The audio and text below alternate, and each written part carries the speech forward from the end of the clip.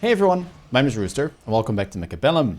In today's video, I'm trying out one of the techs that got buffed a lot in the recent couple patches, which is ground targeting on Phantom Ray. Now, my opponent here is a strong player from the 201 region, who I often face in tournaments, and looking at the packs, I wanted to try something a little funky at the start of the game. In fact, going ground targeting Phantom Ray was not really the thing I had in mind. Instead, I go for a Mustang opener with crawlers, which isn't particularly, popular. Never really has been. Struggles a lot against a ton of chaff clear, starters, anything with arc lights in them, sledgehammers, spiders, fire badgers, you name it.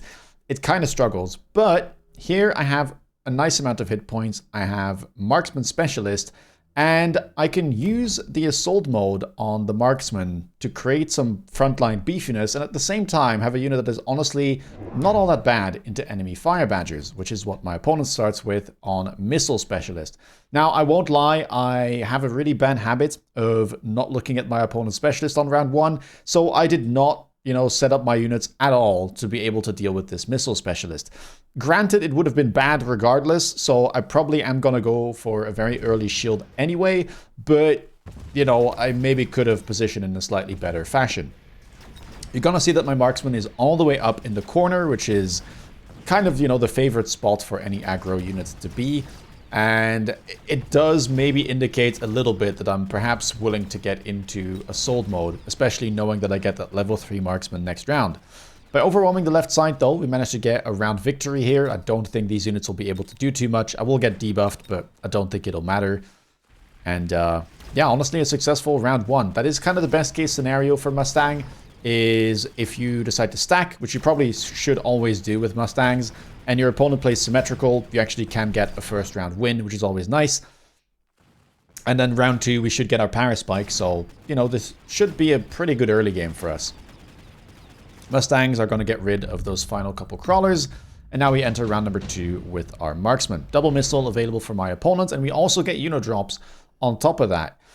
Now here, things are interesting. There's a ton of stuff that you could go for. Vortex, I mean, honestly, a pretty good tank, so you could even take that. I already have anti-air, so I'm not too pressed for the Phoenix, but it is an option, especially if I go with sword mode. My marksmen become very low range, so it can still be beneficial to have some anti-air DPS that is a bit safer, sits at the back of the composition. So Phoenix is probably the easiest. I could go Phantom Ray as well for a little bit of extra beefiness, and that's actually what I end up picking. Because I knew that I was running ground targeting. I've been meaning to test it a little bit, and I thought, well, perhaps this is the game to try it, because my opponent does have a fully based ground army, right? Badgers and marksmen, surely ground targeting has to be very good into that. I wasn't expecting my opponent to go for the Phoenix though, which maybe might mess up our plans a little, we'll have to see.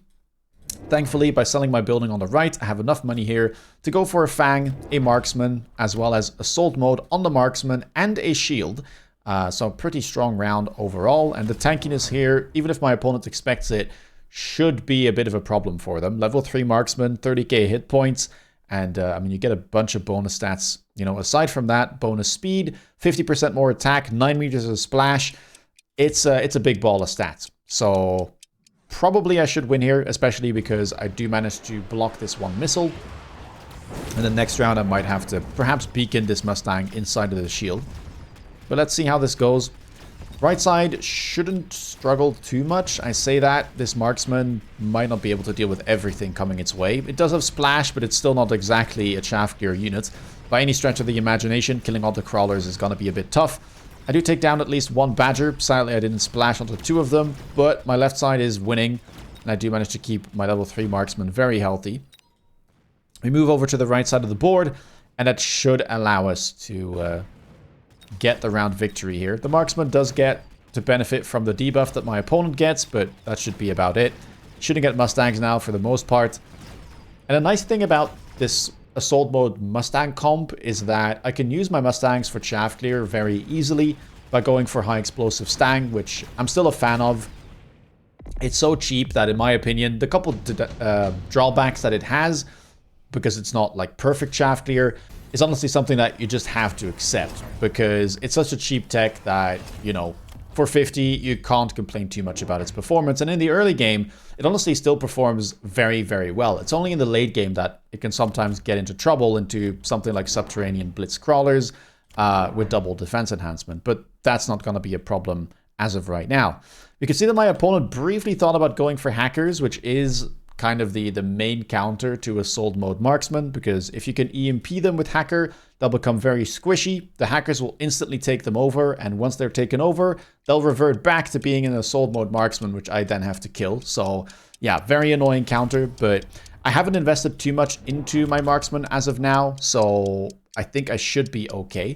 You'll see that I did sell my Phantom Ray because I saw that Phoenix, but my opponent somehow ended up selling their Phoenix to afford a range on the Fire Badgers and even more chaff. Thankfully, I do have the high explosive ammo on my Mustang. I picked up the improved firepower control system, and our chaff clear here should be adequate, at least for the time being. Opponent, I think, did pick up the improved firepower control system, but didn't use it. And perhaps are just using this one round as a setup turn for next round, where they might end up going into Hacker. Now, round number 4, we do get Javelin. It's always worth thinking about, and there are some pretty okay targets to hit. I feel like, generally speaking, when it comes to Javelin on round 4, you're not looking for the most value this round. You're more so thinking about getting decent value this round, and then, you know, having a Javelin that comes back on round 8, when it often will be able to get a lot of value. I'm very surprised about supply enhancement on round 4.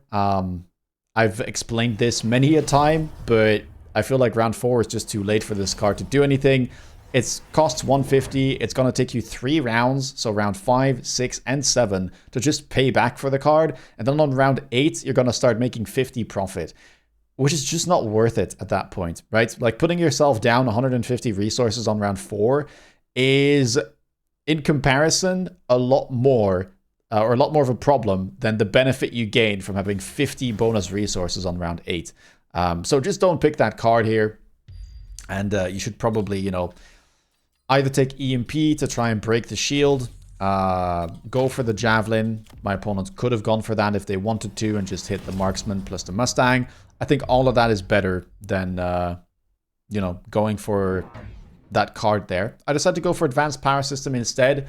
The Javelin could have been extremely juicy. My opponent doesn't really play around it and just puts the Hacker right where I would have Javelined.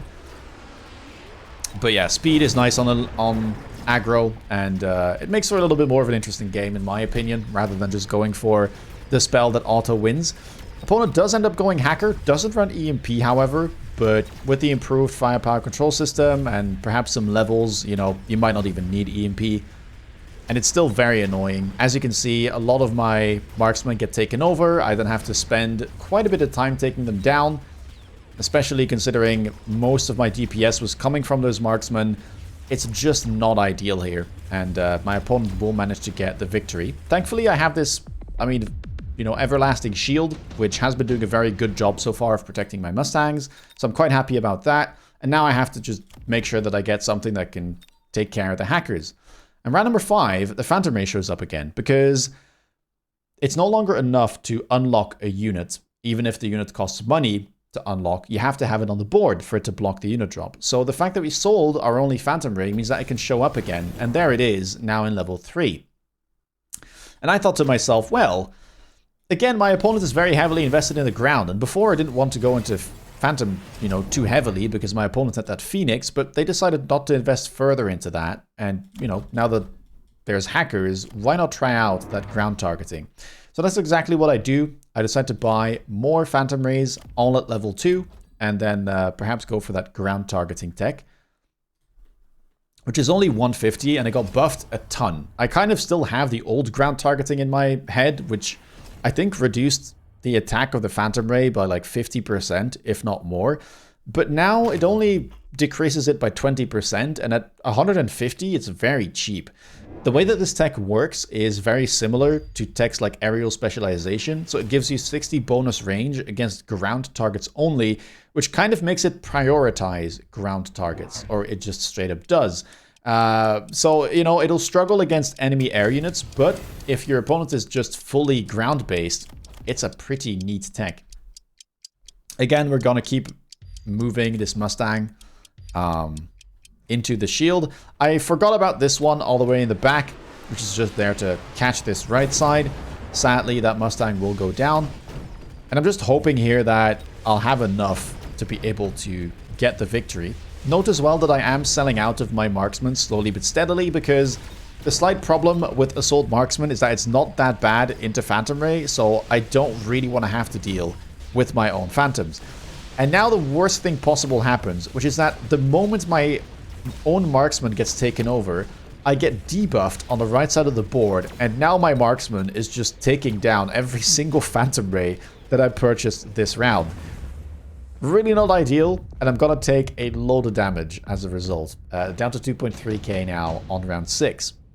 Thankfully, I can keep selling out of my marksman. I didn't invest into them too much, and I mean, we'll have to see if my opponent really wants to invest a lot into anti-air or not, because if they, disrespect the phantom rays for a little too long, it might come back to bite them. We now get napalm on the fire badgers to make sure that they clear the chaff a lot better. Also, a little bit of a problem, I guess, for my mustangs. Thankfully, my mustangs now do have range, so they'll be able to stay out of the fire, hopefully for a bit longer, and also stay just outside of the fire badger range in general.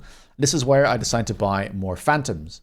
I don't really need more techs for the time being on my phantoms. Maybe eventually energy shield could be worth it, but the ground targeting alone is good enough. And I'm willing to put one on the shallow flank here because it may be able to insta-lock some of the badgers or force my opponent to put chaff on this side and perhaps prevent them from buying units they really want. I'm also going to go for this crawler all the way at the back. My opponent picked laser sight, not a bad option either. I could have gone for that too. It's very nice on Mustang, but I liked this distraction that I would gain. Hopefully distracting both of the hackers, maybe even putting some napalm all the way in the back of the field. We'll have to see. And my opponent right now, kind of disrespecting the phantom rays, as I mentioned. Like, that is an option. And just focusing on hacker, which is a really good scaling unit. And it does have a tendency to get out of control sometimes. But, so do phantom rays. I'm starting to amass a good amount of them. You can see that this guy on the flank here is actually managing to get some good shots in on the badgers. Sadly, they did switch targets at some point, but eventually they'll take down that barrier. And now the right side should do rather well too. Thankfully, the marksman that got taken over on that right side is not too much of a problem for me. And I think we should be able to get a victory here. Most of my Mustangs have died, but there's not really any anti-air left. I will say though, the Phantom Rays are struggling here to find the correct targets. A lot of chaff is getting hacked, meaning that the Phantoms all end up shooting the wrong target. Eventually though, they do manage to find the hackers, and we get a tower debuff as well. Hacker goes down, marksman goes down. We thankfully don't get debuffed, and I get to keep a decent amount of units alive here, sending my opponent down to below 2k. So, not a bad result. And now, a big red spell shows up on round 7. And, well, once you get to around round 7, the game generally turns into see a spell, pick a spell. It becomes very hard to justify not going for this. Specifically, Lightning Storm is just insane into these boards of mid-sized and smaller units. It basically chaff clears an entire side of the field that it's being used on. And, well, for my opponent, it should, destroy most of my Phantoms. They are relatively tanky, but Storm does a big amount of damage. And so here I'm going to decide to move away from the Storm. I am going to use it myself as well. My opponent has a couple of bubbles to defend, but some chaff will, go beside it and still end up getting hit, most likely. I was a bit surprised here to see that my opponent goes for Mustangs as their response. Perhaps they're afraid of something like Wasp showing up, which would be a pretty normal purchase for me at some point, but I wouldn't do that on a turn where Storm is offered. They instantly go for aerial specialization as well. I guess currently, or at least in this particular game, I wasn't running armor on my Phantom Ray, so Mustang is not a bad counter in that scenario at all. I have since, I think, removed ground targeting.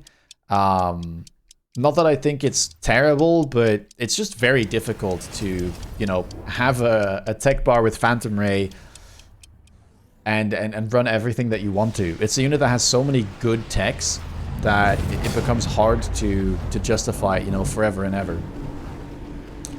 Phantoms going to get caught somewhat, but Storm manages to break that barrier from the hacker and is almost going to take it down. Not quite. I do get that nice little beacon on the right side, which should be able to overwhelm that side. And, well, level 1 Mustangs, not exactly the best at dealing with high-level Phantoms, even if I don't have armor yet. So we get a really successful round. And that should put our opponent down to, I mean, close to losing. 379 hit points. And another spell shows up now with Orbital Bombardment and Electromagnetic Blast being offered. Once again, see a spell, pick a spell. I could go for EMP, I could go for Orbital. Both are justifiable here. EMP is very nice to break the shields. It is big enough to where I would be able to hit all of the barriers from the hackers, but I decided to go for the Orbital instead. I also go for some fire. And again, I'm going to opt to move all of my units here towards the right because I was pretty happy about how we overwhelmed that right side. And I kind of expected my opponent to use a spell on this side of the field. I was a little bit surprised that my opponent put the EMP this central. Because even though, yes, it will hit, you know, the Phantom that I'm beaconing, it doesn't end up hitting these Phantoms. Or at least I think not all of them, which is not ideal for them. Lots and lots of barriers here. Perhaps EMP would have been better after all. My opponent buys even more Mustangs, levels the ones that were able to get levels. And we already see the loans here for both of us with temp range and temp speed. Left side not doing too poorly. Orbital there doing a decent job. Some Mustangs still alive though. And the right side seemingly getting overwhelmed at this point. Napalm just really not something that the Mustangs love dealing with. And it looks like I may end up losing, or at least it'll be extremely close. Right side is slowly winning, but am I going to get stuck on all of these barriers is the question. Maybe I can take this one down, but I've got a couple of Mustangs down here. They're going to take down my tower. I'll get debuffed. And yeah, this is what I was afraid of. I have a couple of units still alive, but they're all stuck on barriers. And they really don't have the damage here to take those down swiftly. So I will end up losing. And even though I only take, you know, a couple of damage, but things get scary when the game goes long like this. I would say that my opponent has a bit, you know, of a better board. It's more well-rounded. So the longer the game goes, the worse it'll get. And especially these unit drops are not good for me at all. Steel Ball, Sabretooth, and Rhino all are vulnerable to hackers. And, well, Armored Rhino or Armored Steel Ball here would be a bit of a problem for me to deal with. I do have the Phantom Rays, of course, but, I mean, provided my opponent goes for something like Ranged Mustang, I think they will start struggling a little bit. And so I wasn't quite sure what to go for. I could go Stormcaller, but there's so many crawlers, I don't think the Storms would end up doing much, and it really doesn't help me against, you know, the expected Armored Steel Ball or Armored Rhino play from my opponent. And, yeah, I mean, here we have the Rhinos. I am gonna end up going for Rhinos myself because I noticed that my opponent sold out of one of their hackers, and there was a bit of an empty space over here, so I was hoping that maybe I could get in through the middle, but I wasn't convinced about this. Alternative would be to just, you know, take something, maybe like a Steel Ball, put it all the way in the back here, and, you know, go for something like a Titan in the corner. I did leave a space here to be able to fit a Titan, so that could be a play. And yeah, both of us here are going to go for the Armor Rhino play. I have double defense enhancement, which is quite nice. Pairs very well with the Armored Rhinos. Also goes well, of course, with my Subterranean Crawlers, which I ended up picking last round. And let's see, the Rhinos do clash, but sadly one of the enemy hackers here has managed to lock on and find one of my Rhinos. The other is simply going to end up dying to the enemy Marksman, which has already gone to level 4. And now one of my Rhinos gets taken over, which is a bit of a problem. As you can see, the ground targeting Phantom Rays don't quite have the damage here to take that down swiftly. The right side is struggling tremendously. And yeah, this is a bad result for me. Not at all what I was hoping for, and perhaps what I was afraid of ends up materializing, and I'll have to go for some type of different play. At this stage, I mean, I'm down to 174 hit points. round 10 is most likely going to be the last one unless, you know, we get some kind of crazy tie. But yeah, I'm desperate at this stage. There are some okay items here. Photon Coating, not terrible. Underground Threat, pretty good as well. But I'm thinking to myself, I'm probably just need to sell and go for some type of Titan and hope that I can send it into the enemy tower, which is what I do. I pick up the intensive training that allows me to get this war factory and immediately level it. I guess the cost is roughly the same between picking the intensive now and elite recruiting.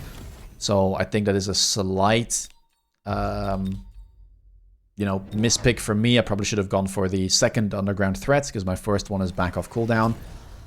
But either way, the factory gets a level, is going to get beaconed into the tower, and I'm going to go for launcher overload here. It was between that and high explosive for me, but I felt like my shafter was probably good enough at this point, and so I was quite willing to go for the launcher overload. Temp range, temp speed, of course, important. I'm not really going to do too much with this right side.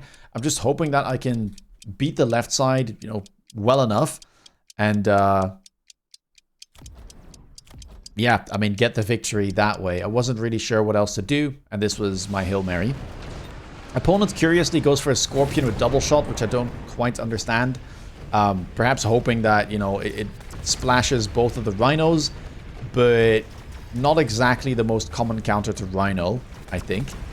Thankfully, my factory does a pretty good job. The overload is working overtime, and I finally get that tower debuff. This is also why I'm putting a factory there instead of something like a mountain, because factory just has, you know, better targeting overall to kind of shoot all around it, and that often means that it is going to end up shooting at the tower at some point.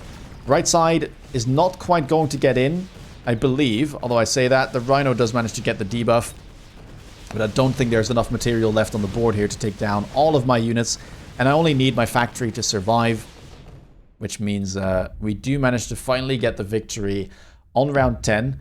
Extremely close game, but we get there in the end. Now, I could have gone for this factory play a round earlier, and it also would have won. So that's probably what I should have done on the unit drop turn. There just wasn't anything in there that I really wanted to use. So the best thing would have been to just pick whatever sells for the most. In this case, Steel Ball or Stormcaller. And I think Steel Ball is slightly more useful because I can put one all the way in the back in case I'm expecting a Rhino over here. And then use the other to, you know, sell and then buy a Titan in this little spot, which would have been enough. Either way, an interesting one. I'm not convinced that ground targeting is that good. It did all right in this particular scenario, but it does seem to get stuck an awful lot. And yeah, I kind of struggle to run armor as well in those scenarios. It also becomes very awkward into enemy air units, so I'm not entirely sure about it. I took it off. Maybe I'll put it back on at some point, but I think it was an interesting showcase of a tech that, you know, doesn't get picked too often. Either way, if you like this video, please leave a thumbs up. Let me know in the comments below what you thought about it. Is this a tech that, you know, you've used in the past? Is it something that you really like, or do you play it with a different type of comp? Let me know. If you want to stay updated with my latest content, please consider subscribing. And if you want to see me play live, check me out on Twitch. With that being said, take care, guys, and see you next video. Bye-bye.